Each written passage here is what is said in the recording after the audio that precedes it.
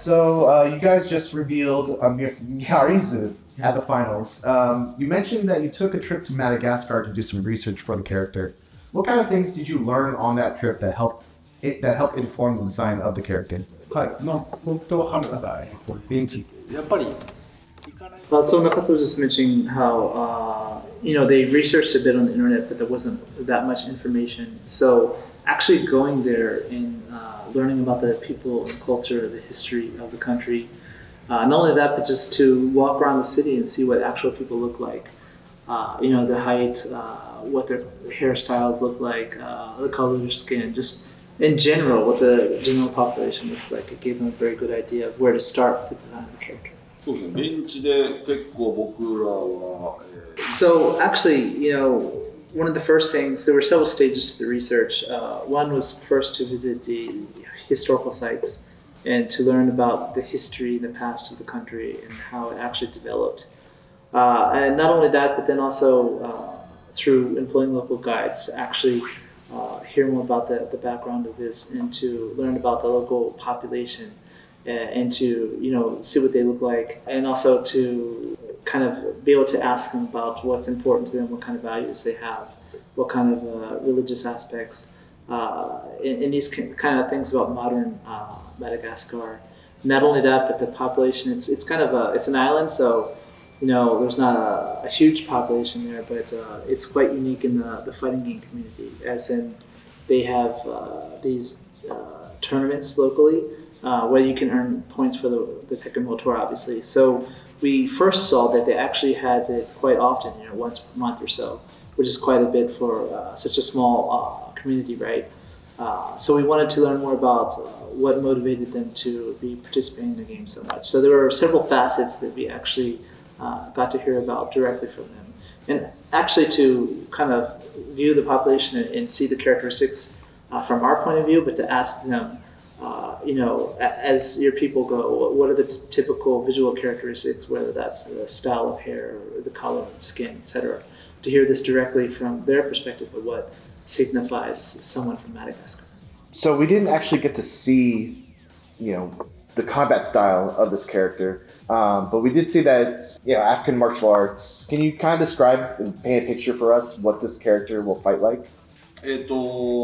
基本的にはSo the fighting style is basically labeled as Morangi, but it's quite different than what most people think as a structured fighting style, because it's more like a fighting tournament or a gathering to fight. It's more loose, I guess, because there's more room for individual interpretation as far as techniques, etc. go.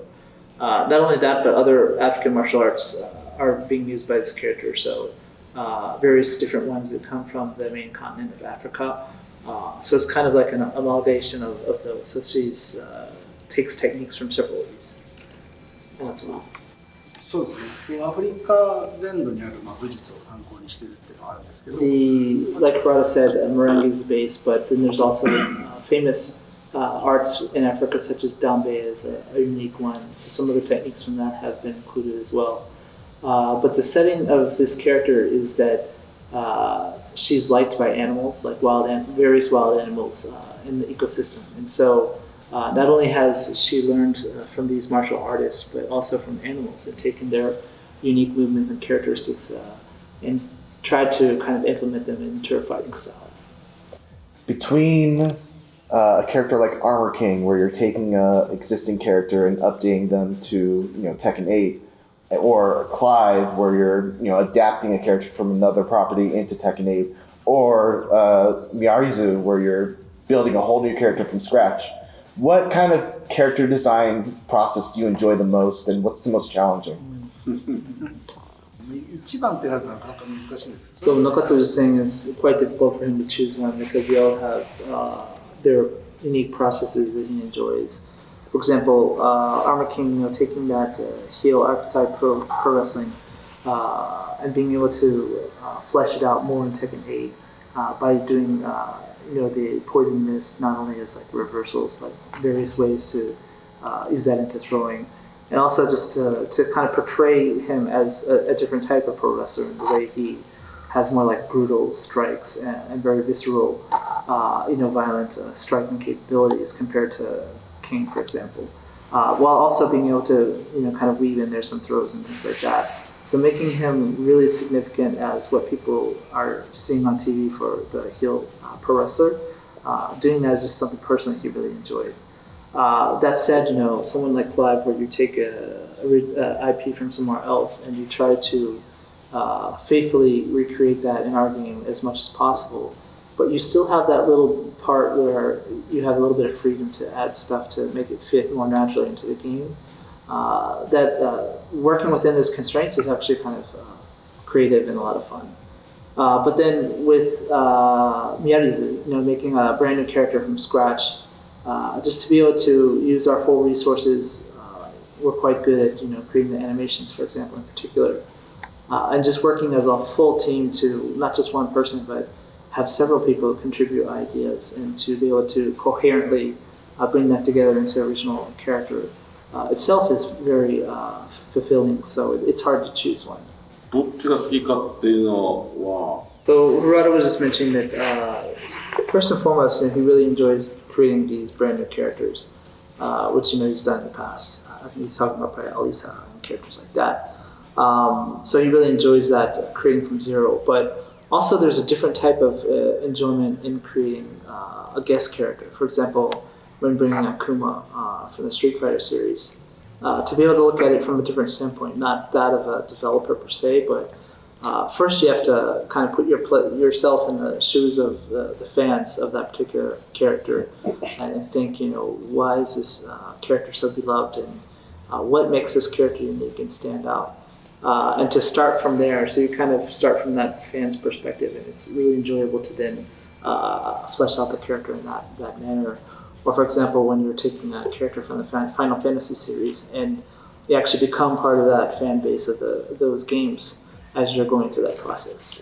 So switching to kind of more general Tekken questions, one of the big stories in fighting games right now is tag fighters. This kind of renaissance of tag fighters, from Marvel Tokon to Mythical Versus to XKO.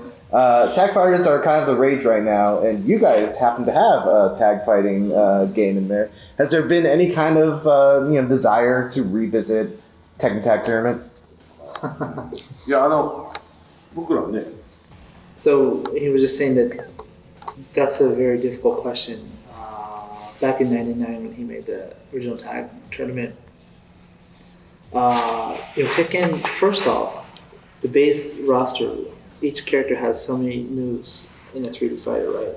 Compared to these other games that there's so much to learn just for one character, and then to pair that with two, even though back then in Tag 1 a lot of the characters were called compatible, or you'd have like versions that look different but they share a similar type of move list, where as the Tekken series progressed, the characters became more unique in their movesets, etc. So it's even more involved to try to learn and master a character, and then another one on top of that. And then when you throw in the combination of the two and your opponent's characters, it's just so much more knowledge that's necessary to enjoy the game. So the hardcore, they ate it up, for example, that too, but for your average player, it was very hard to gain a more casual audience, I guess you could say. So if we were to do it again, rather than have a standalone game, it would probably be better to have it as some kind of a separate mode within a normal Tekken franchise, right? It's his opinion. I was saying, Nakatsu and myself, we probably grew up in the arcades playing while he was making Tag 1, so we really enjoy the game. I guess we're more on the hardcore side of being able to use several characters and such, and we loved Tag 2. But we were fully aware that there was just so many people that couldn't get a handle on it because of all the knowledge that's involved. So let's talk a little bit about Season 2. There's been a lot of, urgent updates that you guys have released after the initial launch. Where do you think the game is at right now? How do you feel about it? Do you feel like it's in a good spot, or do you think that there's still kind of work to be done? はい、そうですね。シーズン2やっぱ開始当初は So Nakatsu just mentioned that for Season 2, as he's mentioned previously, that he's realized that throughout the talks that we've had, many people in the community were expecting a more a different approach to maybe enable more defensive options and things like that. And he regrets it that the changes in the game didn't meet those expectations.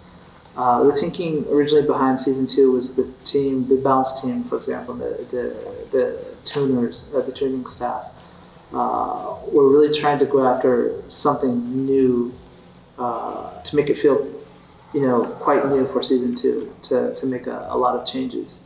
But that necessarily didn't turn out in the way we'd hoped. So, and he's aware of that. So we did indeed do several rounds of patches to try to bring the game closer to what those expectations were from the community. And we are still, here watching the competitive scene and keeping an eye on how matches play out to see what changes we might still need to make to bring the game more in line with expectations.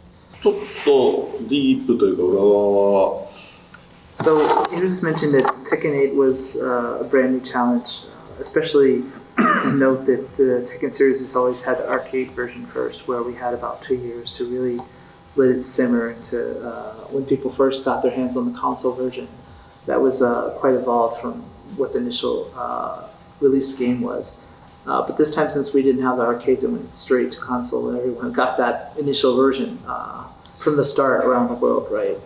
And he was mentioning that the team was quite young, as we've had a turnover of members, age-wise, etc. So the goal also, just to keep in mind, is that we weren't trying to make a 7.5 or something like that. It was supposed to be a brand new game. And we think that people really realized that at launch because, it did quite well. It got Fighting Game of the Year, 90 Metacritic, I think, as well. It just happened that season 2, we tried to make the concept even more pronounced, I guess you could say, and we went too far in a certain direction. So obviously we've been trying to have communication with the community and to try to bring it to a ground where everyone's happy about that. So it was quite a challenge, and we're continually working with the community. So that we want to do new stuff, but at the same time, if something doesn't feel like it should be in Tekken, whether that's a brand new concept Tekken or not, that's something we'll review.